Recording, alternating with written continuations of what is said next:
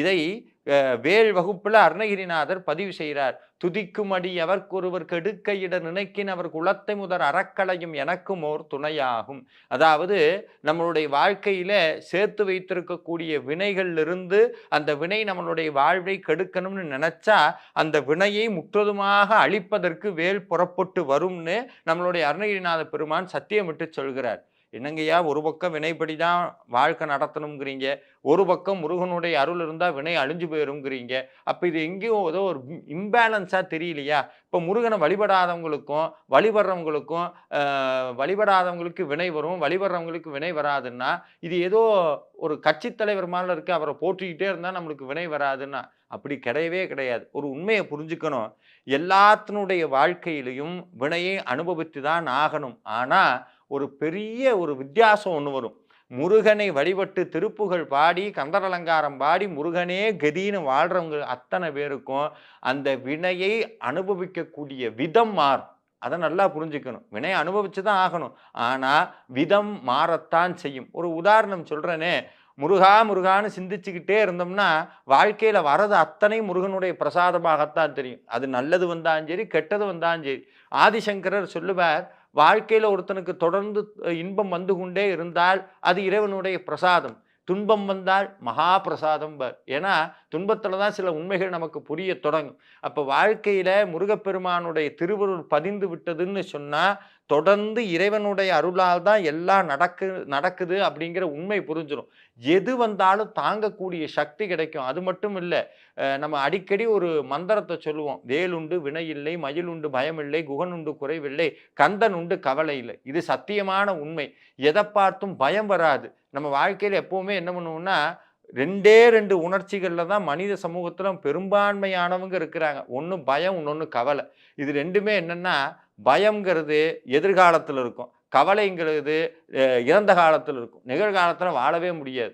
நடந்து முடிஞ்சதை நினச்சி கவலைப்பட்டுக்கிட்டே இருப்போம், நடக்காததை நினச்சி பயப்பட்டுக்கிட்டே இருப்போம். இது ரெண்டும் யாருக்கு இல்லைன்னா முருகப்பெருமானை வழிபடுபவர்களுக்கு அது கிடையாது.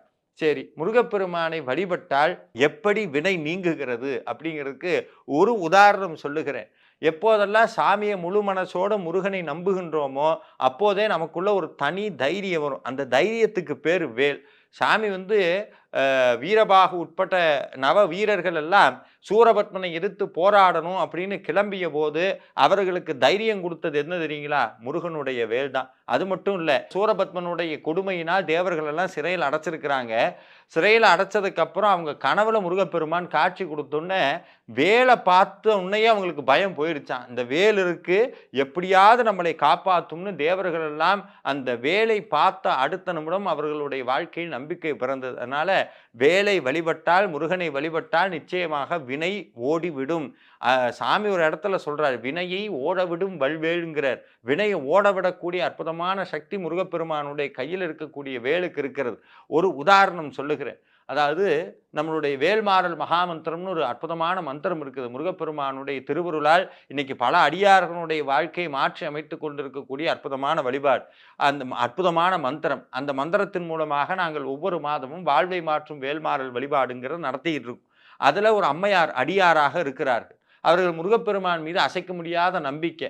இந்த நம்பிக்கைன்னு சொன்னால் ஒரு உண்மை சொல்கிறேன் சார். இந்த நம்பிக்கைக்கு எப்படி இருக்கணும் அப்படின்னா, முருகனை நம்புகிறேன் அப்படின்னா வாயளவில் சொன்னால் மட்டும் பத்தாது. உள்ளுக்குள்ளே ஒரு உணர்வு வேணும். என்ன உணர்வுனா, முருகா எல்லாம் நீ தான், என் வாழ்க்கையில் நல்லது வந்தால் நீ தான், துன்பம் வந்தாலும் நீ தான், இன்பம் வந்தாலும் நீ தான், என் வாழ்க்கையை உன்கிட்ட கொடுத்துட்டேன், நீ எது எனக்கு கொடுத்தாலும் சரிங்கிற அந்த உணர்வு நிலைக்கு பேர் தான் உண்மையான பக்தி.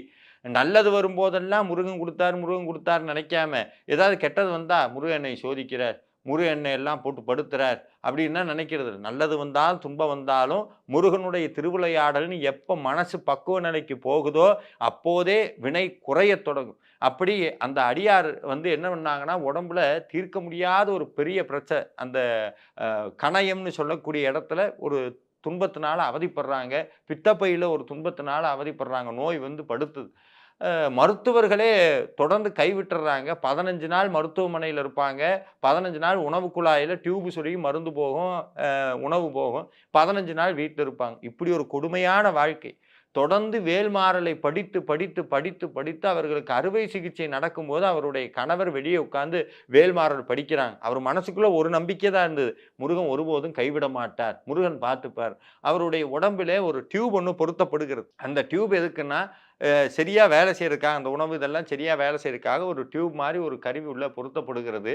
திருப்பி சர்ஜரி பண்ணி அந்த டியூப வெளிய எடுக்கணும். ஆனா ஒரு குறிப்பிட்ட நாள் அது உள்ள இருக்கணும்னு சொல்லி மருத்துவர் சொல்றார்.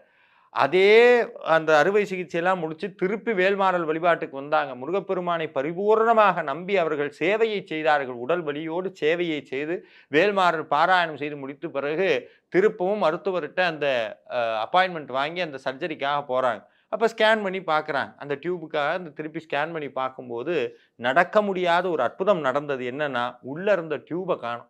டாக்டரே ஷாக் ஆகுறாரு. எப்படிங்க உள்ள இருந்த டியூப் காணாம போகும் அப்படின்னு. இத கேட்ட உடனே எல்லாரும் இதுல கமெண்ட் பண்றவங்களாகட்டும், பார்க்குறவங்க அத்தன பேருக்கும், "இது எப்படி சார் நடக்கும்? எப்படி சார் நடக்கும்?" ஒரு விஷயம் சொல்றேங்க. வாழ்க்கையில நமக்கு அனுபவப்படாத விஷயங்கள் எல்லாம் பொய்ன்னு சொல்றது மிகப்பெரிய ஒரு அறிவிலித்தனம். இப்ப உதாரணத்துக்கு என் வாழ்க்கைய நான் அதுவரைக்கும் நான் ஒரு நாட்ட பார்த்ததே இல்ல. அப்படின்னா அந்த நாடே இல்லைன்னு சொல்ல முடியாது. நான் மலைய பார்க்குறேன். எனக்கு தெரியறது மட்டும் தான் மலை. அதுக்கு பின்பக்கம் இருக்கிறதெல்லாம் ஒண்ணும் இல்ல அப்படின்னு சொன்னா, இதெல்லாம் நம்மளுடைய குறை. நமக்கு அனுபவப்படல அப்படிங்கிறதுக்காக ஒரு பொருளை இல்லை என்று சொல்ல முடியாது. ஒரு உணர்வை இல்லைன்னு சொல்ல முடியாது. நீங்க முருக பக்திக்குள்ள வந்துட்டீங்கன்னா, சாத்தியம் இல்லாததையெல்லாம் சாத்தியமாக்கி குடுக்கிறது தான் சரவண பெருமானுடைய அற்புதமே. அப்படி அந்த அடியாரனுடைய பிணி நீக்கப்பட்டு இன்றளவும் வேல்மாறல் வழிபாட்டிற்கு சேவை செய்து கொண்டிருக்கிறார்கள். எப்படி மாத்தவே முடியாத வினை, அவங்களுடைய வினை துன்பப்படணுங்கிறது தான். அந்த நோயினாலே துன்பப்படணுங்கிறது வினை, விதி, வினை. ஆனா அவங்க முருகன்ட்ட ஒரு விஷயம் தான் சொன்னாங்க. நான் துன்பப்படுறது பிரச்சனை இல்ல. எது வந்தாலும் சரி, முருகா என்னைக்கும் என்ன உங்கூட வச்சிரு. உன்னை மறக்காத நெஞ்ச எனக்கு குடு. இந்த உடல் இருக்கிற வரைக்கும் உனக்கு சேவை பண்ணணுங்கிற அந்த உணர்வை எனக்கு குடுன்னு சாமி கால்ல விழுந்தார். அந்த உணர்வு நிலை அவர்களை காப்பாற்றியது. அந்த உணர்வு நிலை அவங்களுடைய வாழ்க்கையில மிகப்பெரிய மாற்றத்தை கொண்டு வந்தது. இப்ப நம்ம ஒவ்வொருத்தரும் என்ன சொல்றோம் சாமிகிட்ட போய் என் கஷ்டம் தீரல, கஷ்டம் தீரலன்னு. ஒரு உண்மைய புரிஞ்சுக்கங்க. நம்ம ஒரு பூஜை பண்ணுனா கூடி, ஒரு திருப்புகழ் பாடுங்கன்னு நம்ம இன்னைக்கு சொன்னாலும், திருப்புகழ் பாடும்போது மனசுக்குள்ள அந்த உணர்வு பதிஞ்சிருது. எந்த உணர்வு தெரியுங்களா? என் கஷ்டம் தீராது. உங்களுடைய துன்பம் தீராதுங்கங்கிறத நீங்க ரொம்ப தீர்க்கமா நம்ப ஆரம்பிக்கிறீங்க. எப்போ ஒரு விஷயத்த நீங்க தீர்க்கமாக நீங்க நம்புறீங்களோ, அது நிச்சயம் நடக்கும். நான் எப்போதும் சொல்றது உண்டு. என்னுடைய ஆசான்கள் நெறையா பேர் எனக்கு சொல்லிக் குடுத்த ஒரு உண்மை, நீ வெளிய பேசுற வார்த்தைகளை விட, அதாவது ரொம்ப அழகான ஒரு நுட்பம் அது. நீ வெளியே பிறருக்கு கொடுக்கக்கூடிய வார்த்தைகளை விட, நீ உனக்கு கொடுத்துக் கொள்ளக்கூடிய வார்த்தைகளுக்கு மிகவும் ஆற்றல் அதிகம் அப்படிங்கிறத நம்ம தெரிஞ்சுக்கணும். இன்னைக்கு காலையில எந்திரிக்கிறேன். இன்னைக்கு இந்த பிரச்சனை தீருமா? அது எப்படி தீரப்போகுது? எப்பவும் போல இருக்கும். எப்ப பார்த்தாலும் உள்ளுக்குள்ள கவலையை சுவைத்துக் கொண்டே இருந்தால், அந்த கவலை நம்மை விட்டு போகாது. இந்த பிரபஞ்சத்திற்கு உணர்வு என்ற மொழிதான் தெரியுமே ஒழிய, நம்மளுடைய கவலை, நம்மளுடைய பாஷை, நம்மளுடைய மொழியெல்லாம் அதுக்கு புரியாது. நீங்க கவலையை நல்லா ரசிச்சு, ருசிச்சு, நான் எப்போதும் கவலையில தான் இருப்பேன். எனக்கு துன்பம் தீராது, கடன் தீராது, பிரச்சனையில தான் இருப்பேன். என்ன சாமி கும்பிட்டாலும் எனக்கு நடக்காது. திருப்ப திருப்ப இத தீர்க்கமா நம்ப ஆரம்பிச்சுட்டோம். இத நீங்க நெறையா பக்தர்கள் அடிக்கடி ஒரு வார்த்தைய சொல்றத கேட்டிருக்கேன். என்னன்னா, எ போகாத கோயில் இல்ல, கும்பிடாத சாமி இல்ல, பண்ணாத பூஜை இல்ல, ஒண்ணும் நடக்க மாட்டேதுன்னா, இதுல மேல வைக்கிற நம்பிக்கை சாமி கிட்ட போம்போது கம்மியாயிருது. அப்ப இந்த நம்பிக்கை என்ன பண்ணுதுன்னா, சுத்தி சுத்தி உங்களுக்கு அந்த கவலைக்குண்டான சூழ்நிலையே உருவாக்கி கொண்டே இருக்கிறது. அப்ப இந்த சூழ்நிலைய மாத்தணும்னா, முருக பக்தி வேண்டும். முருகனை பரிபூரணமாக நம்ப வேண்டும். சாமி நம்மளை ஒருபோதும் கைவிட மாட்டார். இப்படி நெனச்சு நம்ம தீர்க்கமா இருக்கும்போதே ஒரு விளையாட்டு ஒண்ணு நடக்கும். பொதுவா சொல்லுவாங்கல்ல, ஒரு பழக்கத்த விடணும்னு நெனச்சோம்னா, விடணும்னு நெனச்ச அன்னைக்கு தான் ரொம்ப மோசமா அந்த பழக்கத்துக்குள்ள போவோம். உதாரணத்துக்கு காஃபி இன்னையிலேருந்து குடிக்க மாட்டேன்னு நெனச்சுட்டோம்னா, போற பக்கமெல்லாம் காப்பியா தெரியும். ஒரு மருத்துவர் சொன்னாராம், "நீ மருந்து சாப்பிடும்போது குரங்க நெனைக்காத" அப்படின்னாராம். அவனுக்கு சிரிப்பு வந்துருச்சு. என்னடா இது நான் எதுக்குடா மருந்து சாப்பிடும்போது குரங்க நெனைக்கிறேன்ட்டு இவன் வீட்டுக்கு போறான், சாப்பிட்டான், பையிலிருந்து மருந்த எடுத்தான். எடுத்து வாயில போட போம்போது குரங்கு ஞாபகம் வந்துருச்சு. டாக்டர் சொன்னார்ல நினைக்காதன்னு. இந்த மனசனுடைய விசித்திரமே என்ன தெரியுங்களா?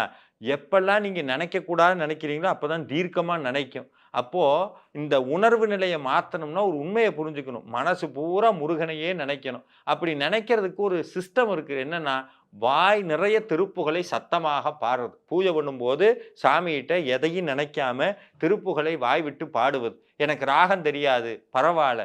சாமி ஒண்ணும் வந்து ஒரு இது நடத்தல, பாட்டு கச்சேரி நடத்தல. உங்கள வந்து செலக்ட் பண்ணி கொண்டு போய் பாட்டு கச்சேரி சாமிக்கு தேவை உங்களுடைய உணர்வு நிலையை மாற்றுவதற்கு சாமி கொடுத்த மருந்து தான் திருப்புகழ்ங்கிற மகா மருந்து, கந்தர் அலங்காரங்கிற மருந்து, வேல்மாறனுங்கிற மருந்து. இதை வாய்விட்டு பாட பாட பாட மனது உருகி உருகி பாட பாட உள்ளுக்குள்ளே வினையினால் உருவாக்கப்பட்ட அந்த மோசமான உணர்வு நிலை எனும் வட்டம் அவிழ்க்கப்படும். அந்த வட்டத்திலிருந்து நீங்க வெளியே வர முடியும். எல்லாம் சாமி பார்த்துக்குவார்றா. அதுக்கப்புறம் ஒரு அசைக்க முடியாத நம்பிக்கை வரும். இன்னைக்கு வேல்மாறல் வழிபாட்டுக்கு வர அடியார்கள் எல்லாம் ரொம்ப முக்கியமா ஒரு விஷயத்த சொல்லுவாங்க. என்னன்னா, ஏதோ ஒண்ணுங்கய்யா, சாமி இருக்கிறாருங்கிற நம்பிக்கை.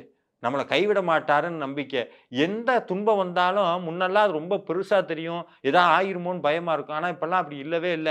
எது வந்தாலும் சாமி பார்த்துக்குவார். முருகன் இருக்கிறார். நம்ம வேலை சாமியை நினைக்கிறது, நம்ம வேலையை செய்றது. காலையில திருப்புகழ் பாடுறது, சாயந்தரம் திருப்புகழ் பாடுறது. இந்த வாழ்க்கையை முருகன்ட்ட குடுக்கிறது. இந்த உணர்வு நிலைக்கு நீங்க போயிட்டீங்கன்னா, வாழ்க்கை ஒரு மலராக மாறிவிடும். அந்த உணர்வு நிலையை பதிக்கக்கூடிய அற்புத ஆற்றல் தான் முருகப்பெருமானுடைய சக்திமிக்க பதிகங்கள். அந்த பதிகங்களை பாடி முருகப்பெருமானை முழுதாக நம்புங்கள். மாற்ற முடியாத வினையை கூடி மாற்றி தலையெழுத்தை மாற்றி வைப்பார் தண்டபாணி தெய்வம். எனவே தலையெழுத்தை மாற்றக்கூடிய வல்லமை மிக்க ஒரே தெய்வம் முருகப்பெருமானும் அவருடைய பதிகங்களும். திருப்புகழ் பாடினால் வினை ஓடும், வேலை வழிபட்டால் வினை ஓடும். அதனால கர்ம வினையை பத்தியோ, ஜாதகத்தை பத்தியோ, தோஷத்தை பத்தியோ, கடனை பத்தியோ எதை பத்தியும் நினைக்காம கந்தனை மட்டுமே நினையுங்கள். வாழ்க்கை மாறும். நன்றி. முருகாச்சரணம்.